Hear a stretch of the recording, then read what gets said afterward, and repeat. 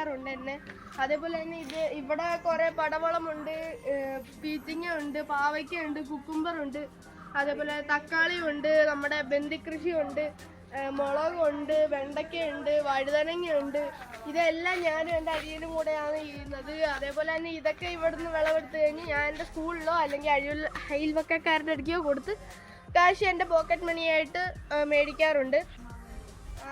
അപ്പം നമുക്ക് അവിടെയുള്ള ഇതിലോട്ടൊക്കെ പോവാം.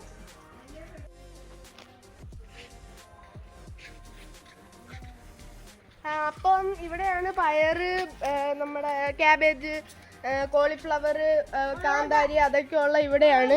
ഇവിടെ നോക്കുമ്പോഴത്തേക്ക് ഇതെല്ലാം ഞാനാണ് ചെയ്യുന്നത്. എൻ്റെ അനിയന് നീയാ എങ്കിൽ നീ ഒരു കാര്യം ചെയ്യും, ഇങ്ങോട്ട് വാ. ഇതെന്തുവാ അറിയത്തില്ല. അപ്പൊ അടുത്തത് ഇതെന്തുവാ?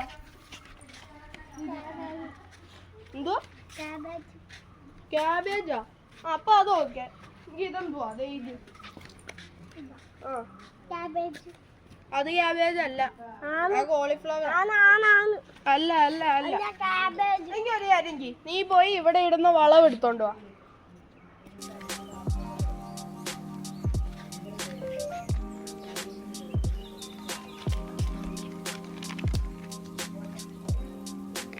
വളവ് കിട്ടാ.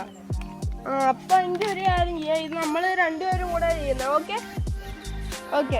അപ്പൊ ഗൈസ് ഇവിടെ പയറൊക്കെയാണുള്ളത്. ഈ വളം തന്നെയാണ് ഇവിടെ ഇടുന്നത്.